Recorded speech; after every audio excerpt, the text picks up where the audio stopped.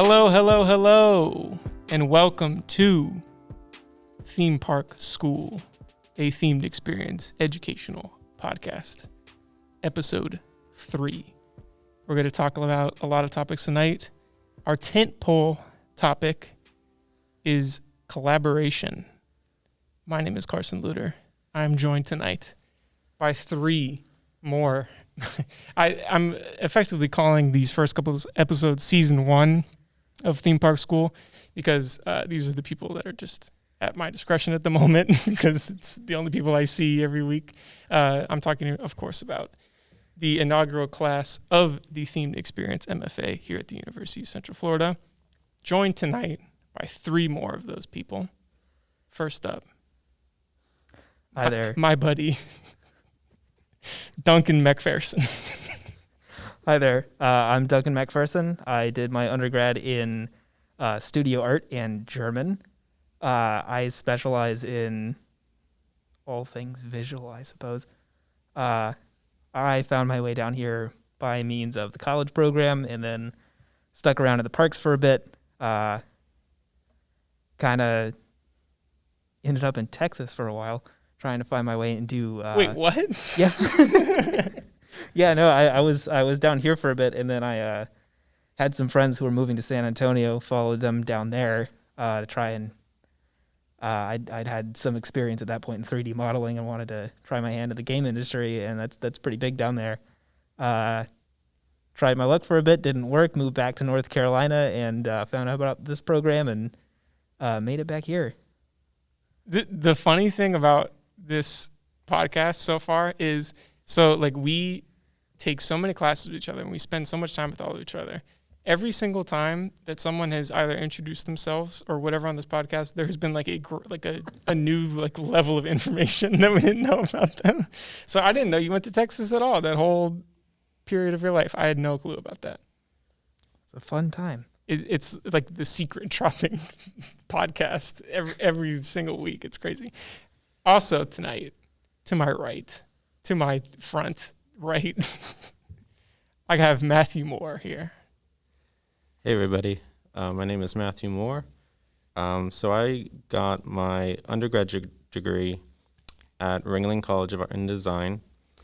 I majored in motion design and motion graphics, and I did 4 years at Ringling. And after I graduated, I decided I was going to go do the Disney College program, and did that for about 10 months. And Disney offered me a part-time position, so I'm staying there. I'm still working there now, part-time.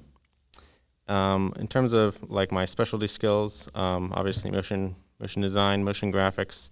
I've got some skills in projection mapping, and right now for this program, I'm specializing in 3D and 3D visualization and a little bit of virtual reality stuff as well. So the thing with Ringling that I am either forgetting or I'm not sure about, so Ringling now has a themed entertainment specific program. Were you part of that, or were you just part of the general? Did you predate that program? Yeah, I predated that program. Well, it's actually kind of a funny story. Please elaborate. So I actually started off, I had an interest in the themed entertainment industry, and I started to kind of make my shift from like a traditional motion designer to a motion designer that wanted to do work for themed entertainment. Right. And I met a couple of friends in my major that were really passionate about themed entertainment. And we decided we were all going to get together and form a club at Ringling. Mm-hmm. And that eventually became the Themed Entertainment Club at Ringling College that's there now. And so I was kind of the co-founder of that club, and I served as the vice president while I was there at Ringling for the club, and we became associated with the TEA Next Gen group. And I guess at the time, we kind of inspired this movement that happened at Ringling. Oh, Which ended up, people began to realize, hey, there's an interest in themed entertainment and that essentially inspired Yeah. the major. Oh, I Yeah. didn't know that. Yeah. That's awesome. So there's something new you're learning. That's from me. I knew all this about you. I knew you started the TA club at Ringling. I knew that.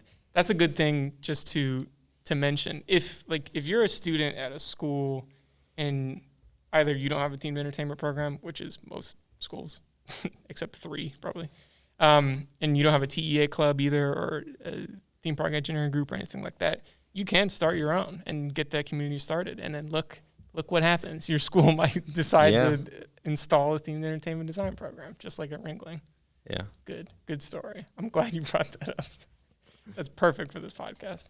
Also with me diagonally to my position, Nikki Sutterby. What's up? Hi, guys. Like you said, I'm Nikki Sutterby. I did my undergrad here at UCF. I got it in studio art, specializing in photography, but I do all sorts of visual art. I am an Orlando native, born and raised, so I have been around the parks my entire life before I could even remember.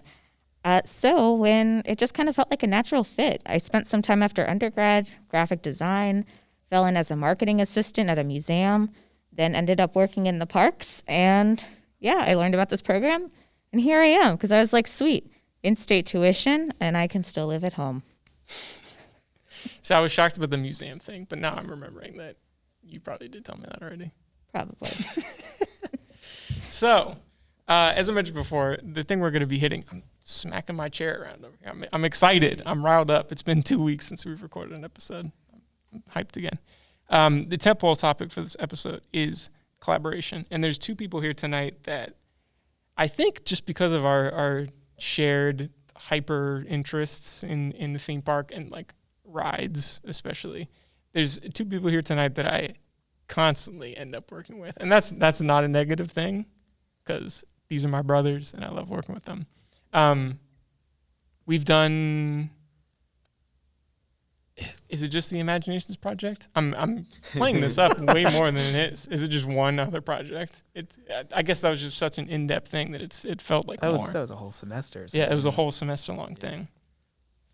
Yeah, right? Yeah, just I think that was one big project. No, we did a little thing. Oh yeah, that's right. A little thing. It was like one of the most minimal projects I think that we did the first. Yeah, so we had a little collaboration there. But and you guys can talk about your experience with your apprenticeship or assistantship To an extent. in a second. But the 4 of us ended up in what is this class called? Fundamentals of VR? Yeah. Yep. Fundamentals of virtual reality. VR. Sounds right. Yeah. Sounds about right. A class about virtual reality. We all 4 kind of went off on our own from the rest of the program and decided to take this class. And there's a big group project in this class. And we're like, we should probably work together on that just because, again, the shared interest. So now we're just getting started on a visualization in virtual reality of a motion-based simulator type dark ride. But this VR push from UCF is a year old. Like, when did this whole thing start? Last year? As in, when did... Yes. Well, I know Carolina and Dirk made it over here last spring. Okay. They kind of started working with the school for research. They do a little more extensive stuff than VR that we've been asked not to talk about too much. So. Okay, well, feel free not to. But that's they've come up with a couple of really cool VR systems that we've talked about in class. Right. That notably the Cave system, which uses projection as opposed to a mounted headset. But yeah, they've got a lot to talk about in VR, and I suppose we do too now. Yeah, but the thing that I'm trying to get at is they seem to have an interest in entertainment applications for virtual reality. And then was that the impetus to bring you 2 on for the assistantship, or did you apply? What was it? We were kind of thrust upon that in a way. We were proposed to them, and our interview was basically, so you guys do Maya, huh? And then we had a job. Yeah. That's cool though. You guys are like working on some cool stuff for that class. It's or not class, the assistantship, it seems. And now you get to kind of expand that expertise for this class a little bit. Nikki, how do you feel about this group project? Because I'm about to leave you out of the next part of this conversation, so I wanted to hit you real quick. How are you feeling about collaborating in an environment that's atypical from what we've done so far? Because we've had like collaborative studio classes where we're like working on projects together, but now we're collaborating outside of the themed experience MFA, and now we're kind of on our own. And what are some of the challenges that you think we're running into in terms of maybe people not understanding what we do and, that kind of stuff? So far, I think it's kind of different because we're not in person all the time. That's true. I got so used to working with you guys constantly, seeing you like 3 days, 4 days a week, that now it's odd all on Zoom, having to make sure we keep up our communication that way. But I mean, I'm excited, but also I know I need to be more realistic. I want to do more than my skills have in VR. And so I just need to remember that and hopefully get our tech person on board who is not part of the program. So it's been a little interesting. Yeah, VR, surprisingly tough. It seems complicated. That we had to develop a mobile. Did anyone use the Google Cardboard? Yeah, I did. Did you actually like get the cardboard thing and everything? I did. Okay. Cracked my phone. Pretty sad. What? Really? Yeah, I got the same one you did, and when I clicked it in, blue thing. It cracked the back of my phone. Okay. So we had to develop a mobile application in VR using Google Cardboard, or like the thing that Nikki and I bought. It's like a little plastic extender thing. It like the steps that it took it's so straightforward, and the app that we had to create is laughable. It was literally like it's a one camera in the middle of like a Dreamcast level environment, like 3D environment, and you just have to move your head around. But the process to do that took me, I think, 4 straight days of like almost nonstop work. It was insane. It gets better. I assume it does. And I assume with like actual hardware and not your phone, it's a little more straightforward. Yeah. But I think with this whole COVID thing, see, me personally, like I would go to IAPA and see 150 VR ride, VR escape room, VR roller coaster, VR. Blah, blah, blah. I was getting tired of it. But now I think we're forced back into the realm of VR, honestly, because now you can develop stuff that people can do at home. You can develop themed experiences for the home. And people use their Oculus Rift or their PlayStation VR, and they're thrust into an immersive world. Just there's a Galaxy's Edge thing coming out for Oculus Quest. I should clarify that I'm not being paid to promote this or anything, but Squadrons is coming out at midnight tonight, and that is entirely in VR if you want it to be, and I'm very excited about experiencing that from my chair at home. Yeah, and we were going to talk about this later, but it seems like the time to talk about this is now, and then we'll talk about the Imaginations project that we did.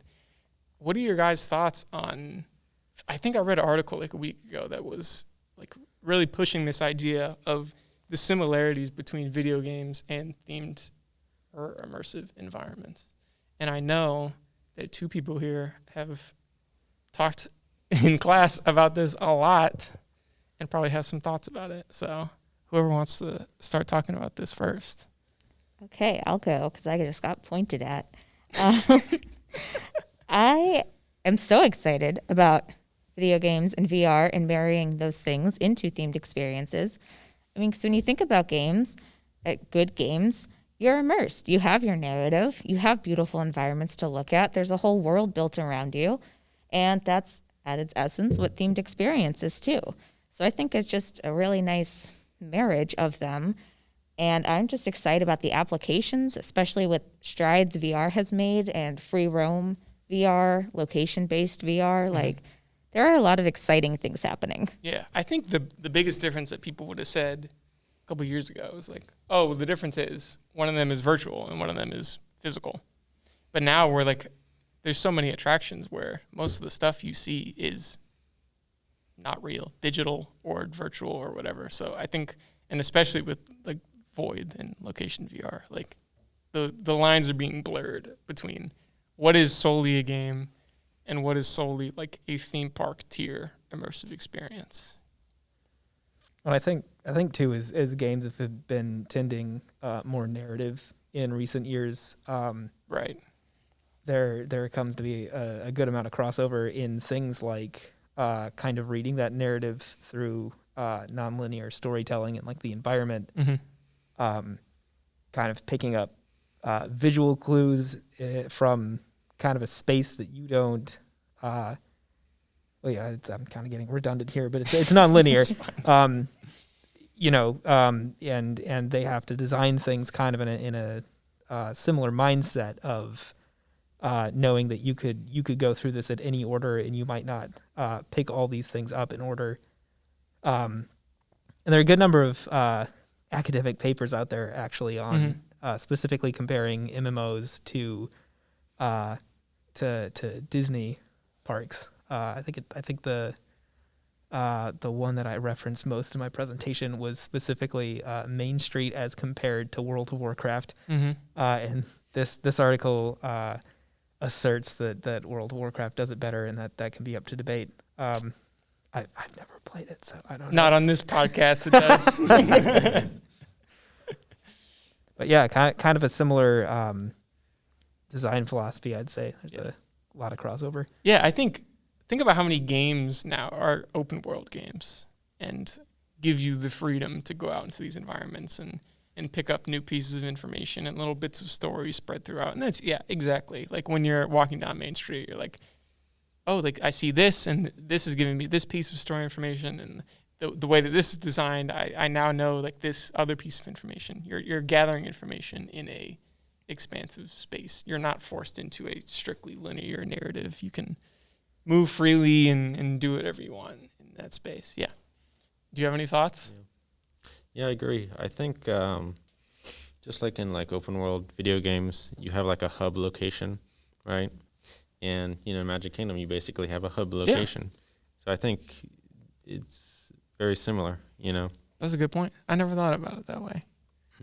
We always you go back to the hub and spoke design of Magic Kingdom as just like, it's just good like master planning, I guess. But now like you can interpret it as this is your hub world and you're going off into these levels, and you go off and you have your adventure in Tomorrowland and you do all your stuff there. You come back to the hub world and you go to your next adventure in Fantasyland. I never thought, that's very poetic of you. I appreciate that. So that was that. Yeah, I'm glad we segued into that topic so nicely. That was interesting. Let's jump back though, because I want to talk about Pegasus Point. One of the coolest things I'll ask this later. What's your favorite project we worked on? It's still Pegasus Point. Pegasus Point was so cool. For those people who don't know, there is not this year, but every other year, there's a design contest run by Walt Disney Imagineering. It's called Imaginations. And essentially collegiate teams can team up, and typically it's multidisciplinary. That's when it works best, to design a space or an experience or a project based on the prompt. So our prompt was design a space for your campus, right? Yeah. I think it was campus or city, and we went campus. Or city, right, yeah, okay. Yeah, and we went campus, just because, I don't know. I don't even remember why. Just because, I don't know. We were excited to go to UCF, and we felt excited about having something for campus. I think we were the only ones that went with the campus.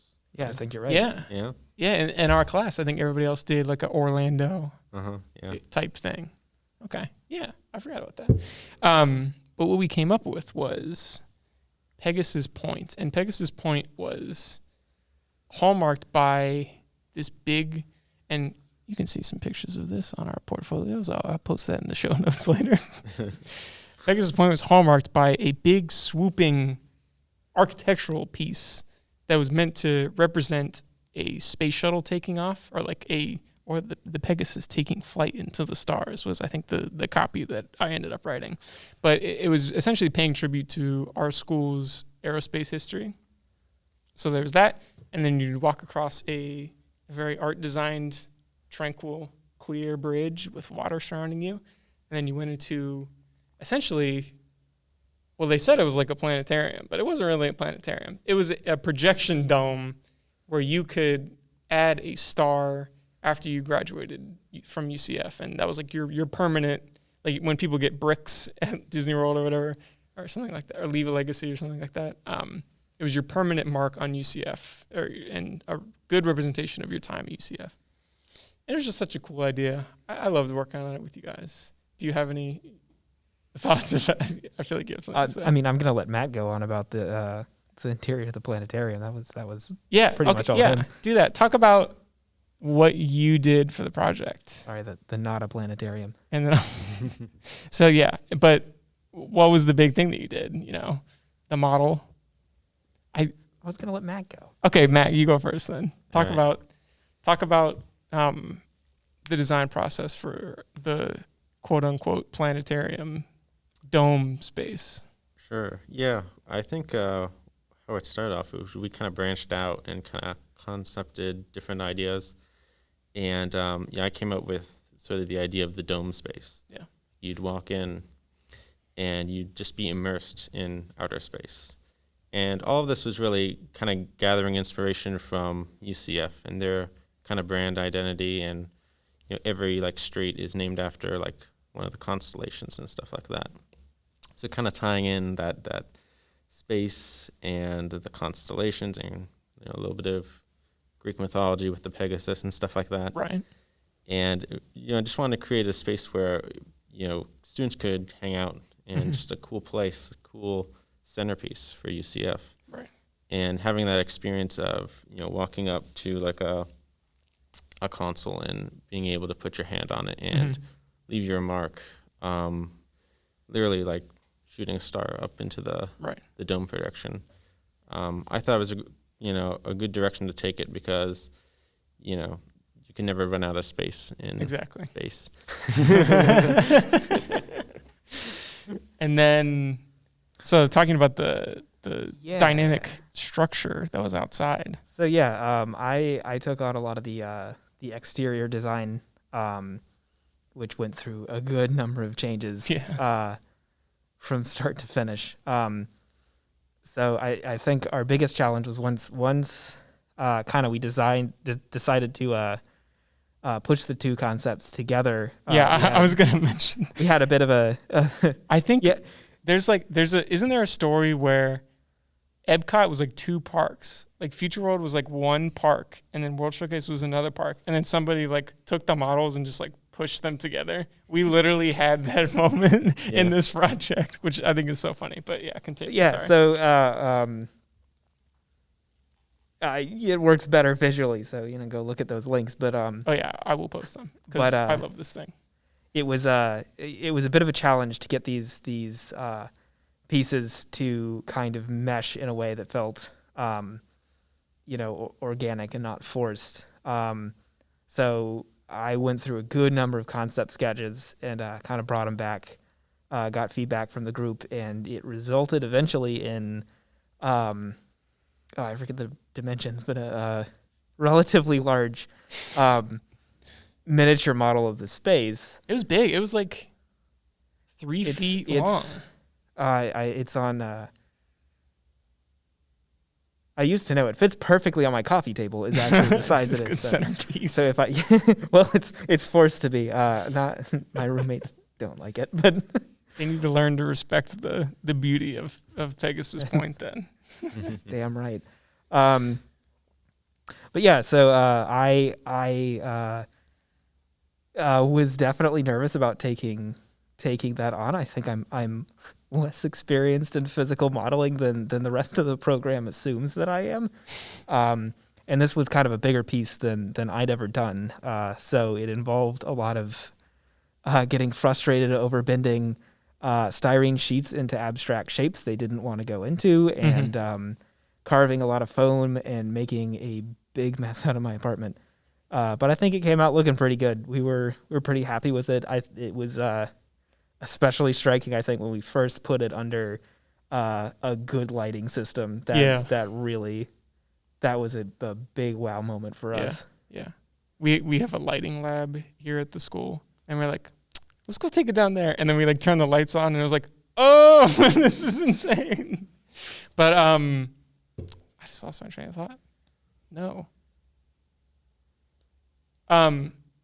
Okay. Is that powerful? No. What you were gonna say, where you say you were talking about how people think that you're better at model making than you actually are. That's your fault, because every time you try to do something new,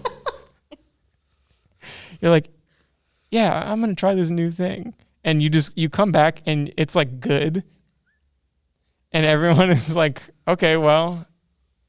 They just assume it. We have so much faith in you and like your skills that like I feel like I've said this about you before.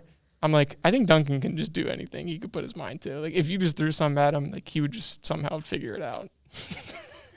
So that's your fault that people are having higher expectations than you. Stop delivering on your promises. Aw. Anyway, sorry, Nikki. It's okay. We can bring you back into the podcast now. Yeah. So going off of that, the next thing I wanted to talk about, going with the modeling and going with motion graphics. All four of us here have, I think, the way that this program is split up, they want you to kind of fall into like three major buckets. They want you to be visual artist, writer, producer. And I think we all kind of overlap in most of that stuff, but and some people are just that, which is fine. It's probably what it should be. But the thing with the four of us is we want to do so much stuff. Hey, you especially. Like we see something being done. We're like, yeah, let me get a run at that. I want to try it. I want to add that to my repertoire. So I wanted to talk about high specialty skills and in terms of collaboration, the uniqueness that each of our high specialty skills add to a project. So for me, I can start. I'm an audio head. I love music. I think that the impact that music can have on an immersive experience or a themed experience is often undervalued, especially because not a lot of people are involved in this, or they'll just like find a thing off of a song off YouTube, which is fine if you don't want to make your own music. But I was like so set on this Pegasus Point project and every other project, even the VR project we're doing now. It's like, I'm going to make our own music and our own audio system and our own audio profile just because I see the value in that as an audio head. And I think it really fleshes out an idea, and it brings emotion and aids the narrative along for sure. But that's my take, and that's how I think my high specialty skill applies to collaboration. Do you want to talk about, I would say model making, but you can pick whatever. Which one of your 90 specialty skills do you want to harp on for this? Well, I'm going to start by saying I do a fair amount of music as well. I know, and you're better than me at this. Well, so we're you just don't have time for it because you're doing all the other things. I love playing music. I have never had much luck trying to produce it. I have fun playing things that other people have written.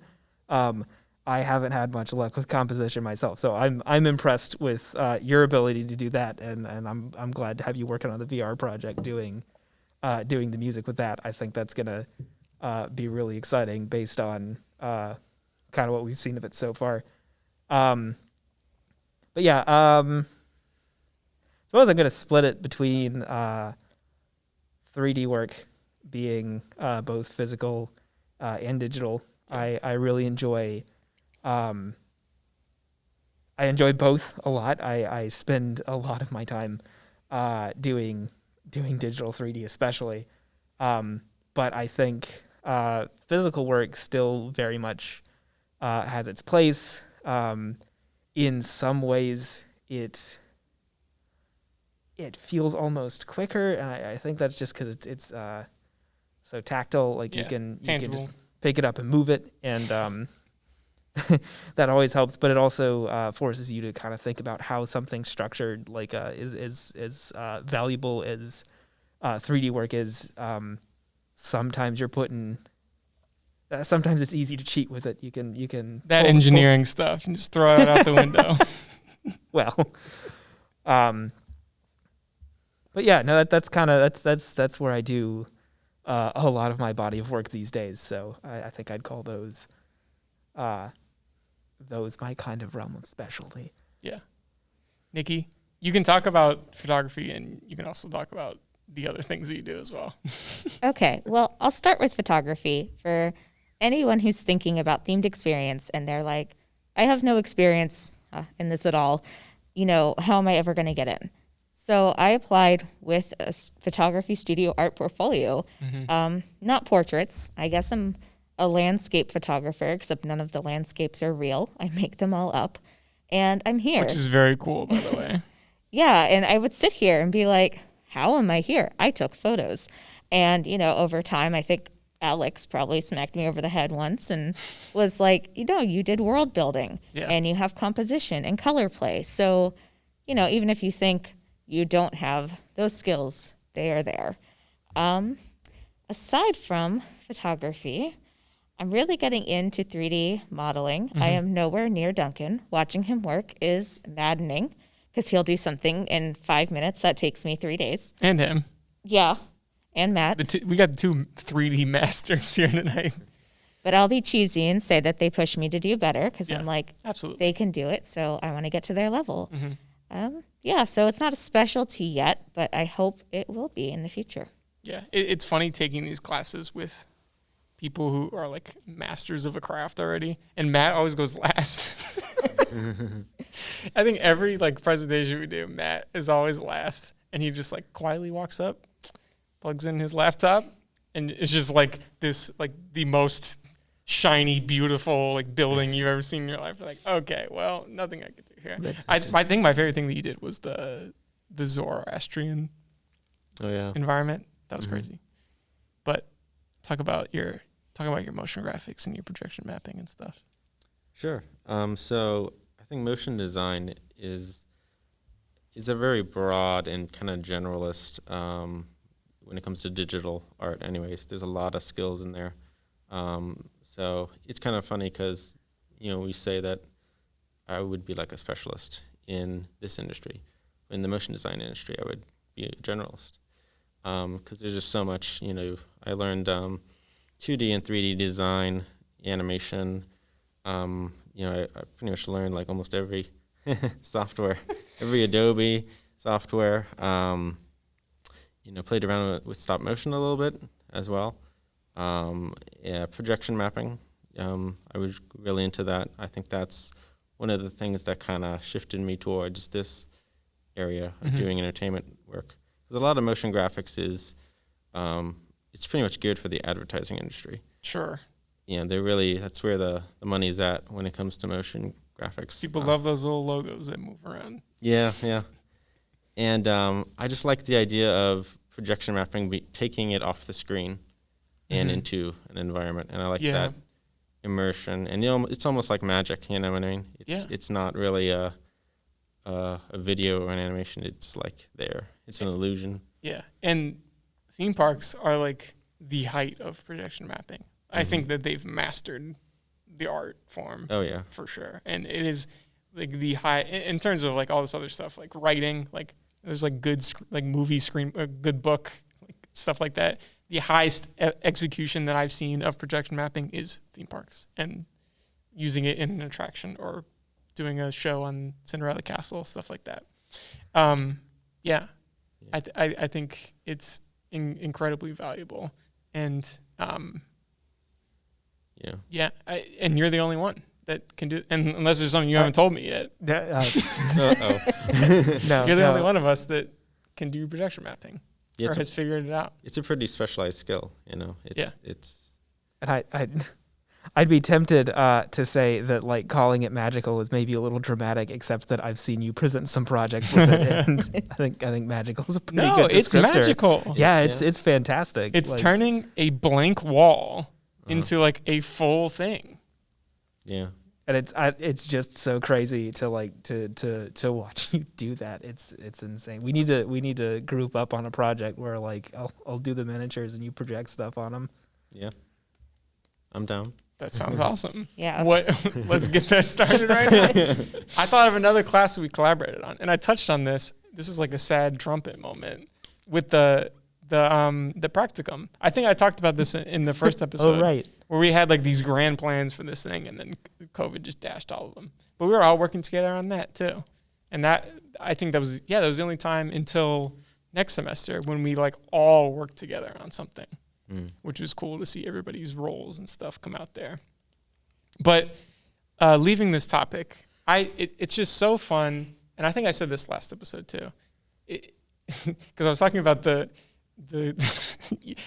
I feel like I said this to Alex and Sydney, and they're like, "What?" But you three will all understand this. The group project meme, where it's, I want my group project members to lower my coffin to the ground because I want them to let me down one last time. Yes, you're all familiar with this meme.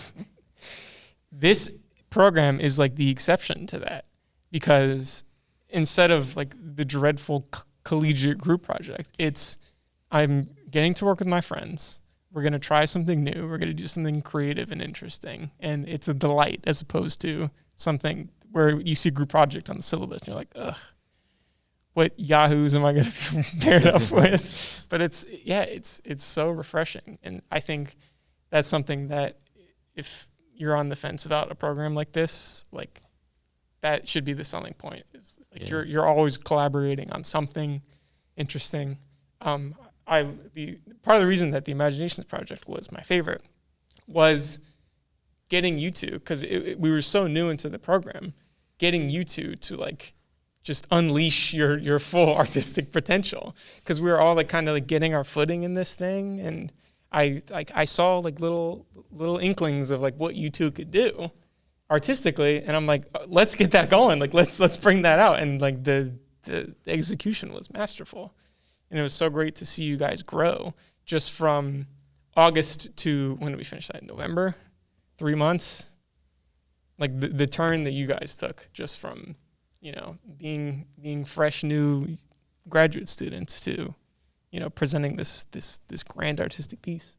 That's something that has by far, in a way, been my favorite thing so far.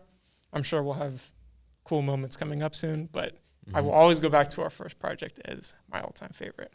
So that's everything I wanted to cover tonight.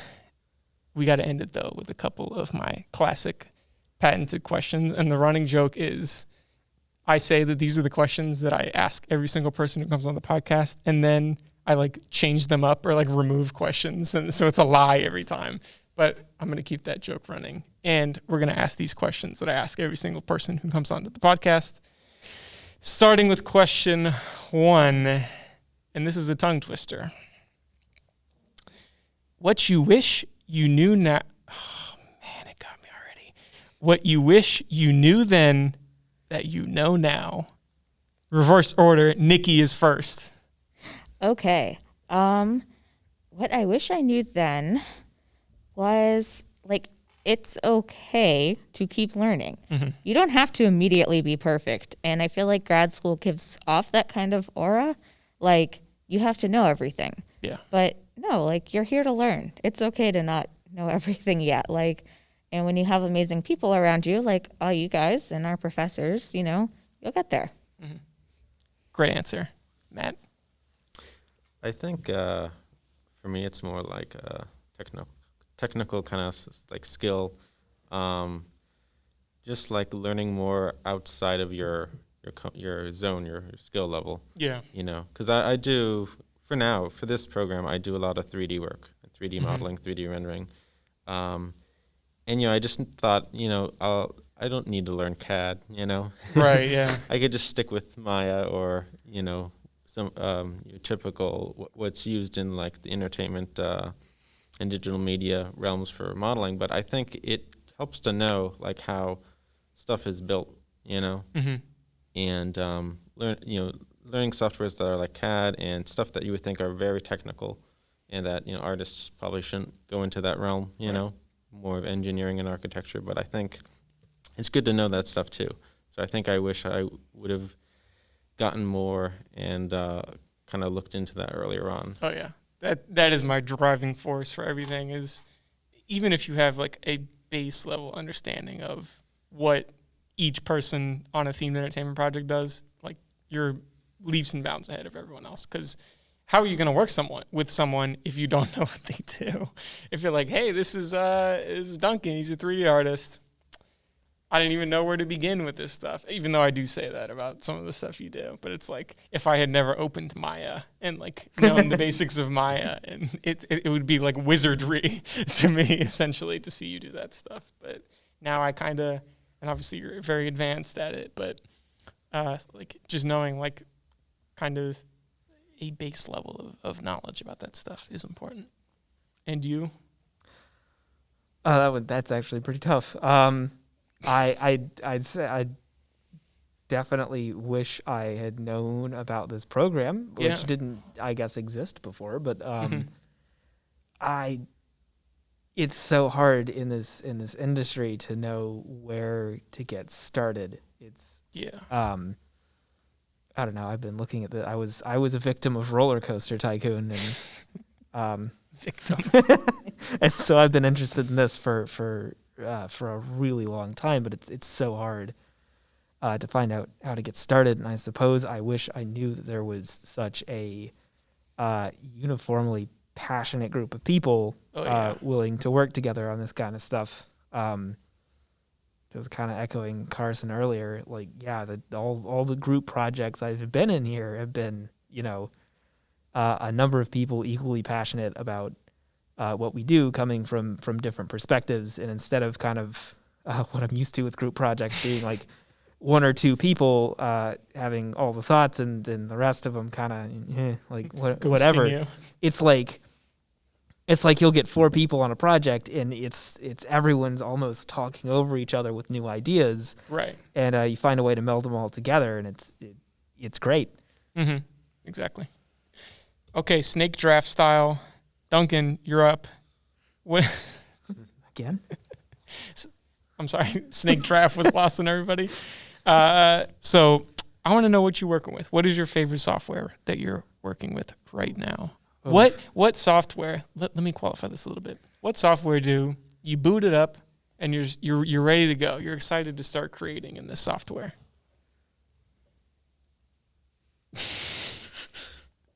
I'm having trouble picking my And do a couple I of feel them. like okay.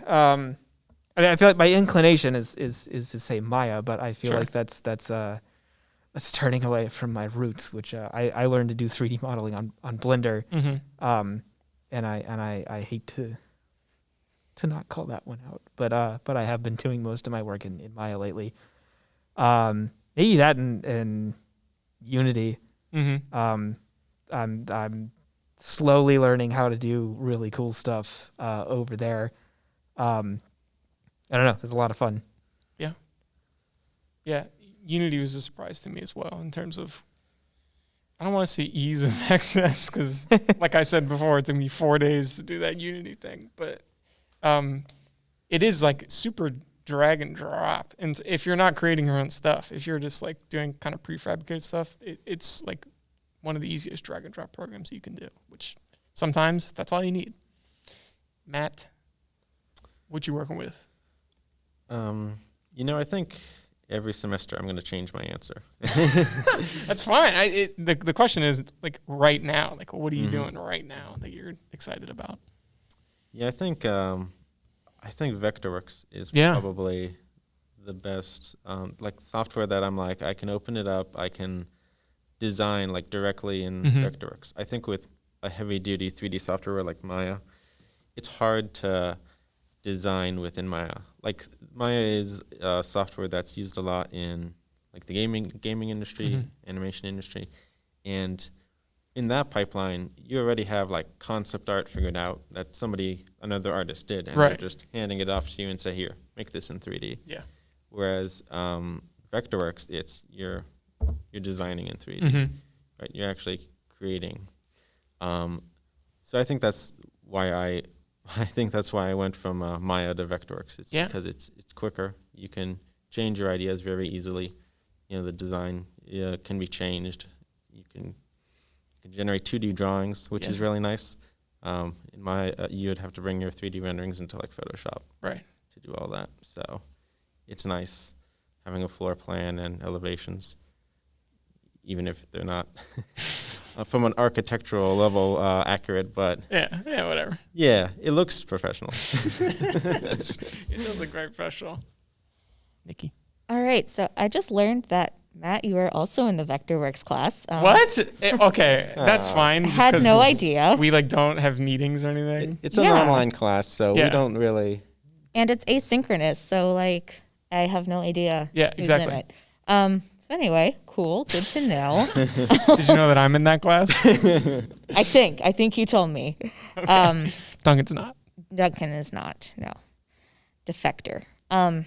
So I'm most excited about Unity right now because I feel like a wizard when you like drag and drop stuff in and it like does all this stuff and there's like all this coding happening and you're like, I just drug a duck model in there and look at me, I did a thing.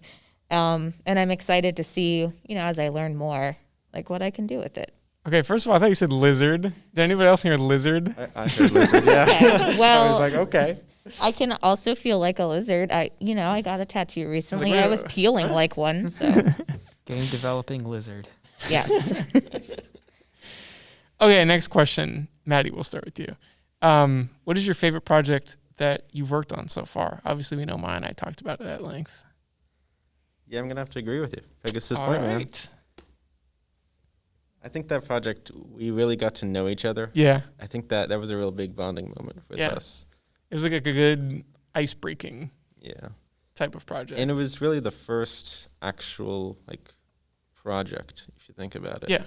Yeah. No, it was. I don't think that we did, because I was assigned like super early on with the intent that it was like our semester-long project. Yeah. So, yeah. And it was successful. Yeah.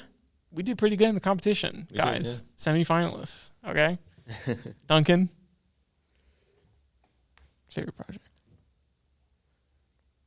Yeah, so I think I'm gonna. I don't want to stick with that because I feel like we should have different answers. No, but that's a testament to our collaborative effort and how well we work together. That was definitely a good way to start the program. Because I was nervous coming in. I definitely had like some strong imposter syndrome going on. Oh yeah, and I don't know. I think that project maybe helped all of us kind of prove to ourselves that like we can do cool stuff like when we put our minds to it. So yeah, I enjoyed that one. Stop imposter syndrome 2020. Everyone is amazing, and if you put your mind to it, what did Marty McFly say? Or no, it was his dad. He was like, if you put your mind to it, you can do anything. That's how I feel about this program. If you can put your mind to it, you're gonna figure it out. And if you're Duncan, you're gonna blow everyone else out of the water. Nikki, you might make me laugh with what you're gonna say. What has been your favorite project so far?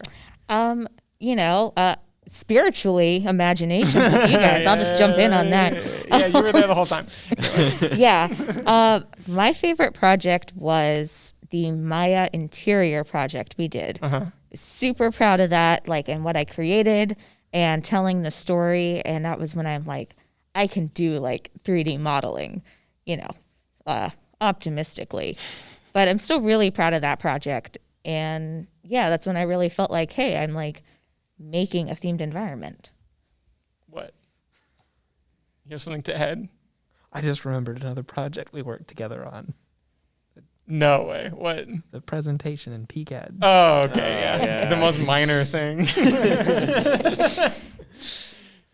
design project is what I meant. We actually use. I mean, we designed a PowerPoint. We did some light PowerPoint work and got some nice Google images for that. That was about it. See, look at that. We thought of 2 more things that we worked together on. We just it's magnetic. We all kind of have the same. I think that not even just us, and even you, honestly, Nikki. even you. We have like the same thoughts at times. Like there's so many people in this program who it's like we're all connected to the Cerebro from X-Men. We're all our brains are all plugged into the same thing, and we have like the same trains of thoughts and all that weird stuff. So that was the best projects that we've worked on so far. Again, we don't know what the future holds. I think there's one we're working on this semester that might become my new favorite. Okay. Yeah. And then even next semester, and who knows what the future brings us. All right, last question. What is your favorite resource to learn about themed experiences? I think I've done the order different every time. I'm just going to start with Nikki. Okay, well, you're my favorite resource for knowing stuff, because I like to joke that I could be at a convenience store in rural Kansas with you and you would know somebody. But aside from that, I just use social media a lot, I guess, especially Instagram. Like I follow a lot of the big names and different clubs, and I just find out a lot of cool stuff. That's what Sydney said that last week too, and I feel like Instagram is pretty underrated, especially if you're talking about like the Joe Rohde Instagram and stuff like that. Like, yeah, that's pretty invaluable at this point. Duncan, I'm gonna take a more technical approach on this. Please do. I'm a big advocate of LinkedIn Learning. Yeah. I mean, on any YouTube tutorials or anything you can find online, that's more valuable than people tend to give it credit for. But LinkedIn Learning in particular is just very well organized. It's not necessarily going to make you officially a pro in something, but it's definitely good for getting you started and maybe learning some things about a program that you didn't know were there. Yeah, for sure. No, I agree with that too. I feel like people, because LinkedIn is like one thing, it's like a networking thing, but this whole LinkedIn Learning thing is like a big secret, it seems. Like people don't even know that it's there. So just LinkedIn just kind of ate Linda. That's true. But yeah. Thank you for drawing attention to that. Matt, favorite resource? I think I got 2. The first one is going to be funny, but I think podcasts are. What podcasts? Oh, especially the one that I can like think of, like I love listening to is the Falcons. Of course, Creative. Falcons Experience Imagination podcast. Yeah, there's just so many good videos on not videos, but you know what I mean. Audio videos. Audio versions of videos. And they talk, a lot about just all sorts of different topics. Yeah. You know, it's not specifically one thing. You know, they jump around. They talk about they actually share like their projects that they and how their process was. I think it's pretty cool. Mm-hmm. A lot of companies aren't really open to sharing. Yeah. They at least publicly. They go like in deep into I think most of their major projects that they've done, even like the IP ones, which typically gets caught up in like NDAs and legal issues and stuff like that. But yeah, they even cover those. Yeah. And the second one you said? Kind of old school, but I like books. Books are good. I think I'm actually starting a little collection of books that are theme entertainment related. I think my favorite was probably was a theme park design by David Younger. Yeah, the textbook. Yeah, essentially the big one. The closest thing that we'll ever have to a textbook, because themed entertainment is so variable that you can't really read how to do it in the book. But the closest thing we'll ever get, I think. Yeah, I always find myself like flipping through it, and I swear, like every time I flip through it, I learn something new that I missed reading it through the second or third time. I know. You had something to add, Duncan? On the Falcons podcast, I'd say it was weird meeting Abhinav for the first time, because like he's just a voice. Yeah, I'm so used to hear it. Like he introduced himself, and I'm like, why aren't you coming through my car speakers? Like this is bizarre. But also, I'd say just like read all the time, like whether it's related to like themed entertainment directly or not. Like one of my greatest sources this semester so far has been the Silmarillion. Like Has been what? The Silmarillion? Like, I don't know what that is. I don't know either. okay, well, obviously you're not a Tolkien nerd. I'm not. Yeah, it's like pre-Lord of the Rings stuff. Oh, okay. Nothing to do with themed entertainment, but like just finding inspirational source material can take you a long way. I'm not doing a Silmarillion-based thing, but just kind of seeing. Well, yet is probably true, but I don't know. Just seeing someone else's creativity has always pushed me a lot. So just intake as much media as you can. Books, movies, whatever. Yeah. Can't recognize 10:40 p.m. Please excuse me. Can't recommend the Falcons Creative Podcast enough. It's kind of like this podcast. It's like this. It's kind of like this podcast. But obviously this podcast is like student education focused, but theirs is like super industry focused and super like this is what we've done and this was our creative process for that. So invaluable resource. Definitely check that out if you haven't already. Guys, that's all I had for tonight. Thank you so much, all three of you. I was joking before I broke one of my podcasting rules. I was like, I had a hard cap at me plus two other people, but tonight, just because we've worked on all these projects together and we're in this VR class together, I thought, let's bring the whole gang in. I got 4 microphone ports. Let's use them all. But no, it worked out well. I was worried about, like sharing conversation times and stuff like that and all that stuff. But I think it worked out pretty well. I'm not scared of having 3 guests anymore. Boom. There we go. Thank you guys again. Appreciate it. We'll see what the future holds for us in this program.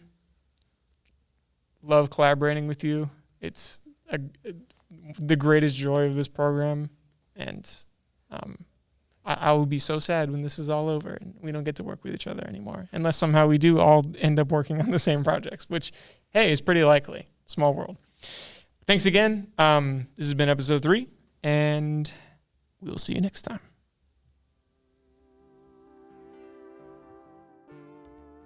Thank you so much for listening to Theme Park School, a themed experience educational podcast. Have a question about the podcast or themed experience in general? Be sure to reach out to us at themeparkschoolpodcast@gmail.com. Follow us on Instagram at Theme Park School Podcast for book recommendations, helpful resources, and more. Theme Park School, a themed experience educational podcast, is not affiliated with any theme park, design firm, university, or trade organization. Views expressed are those of the host and the guests.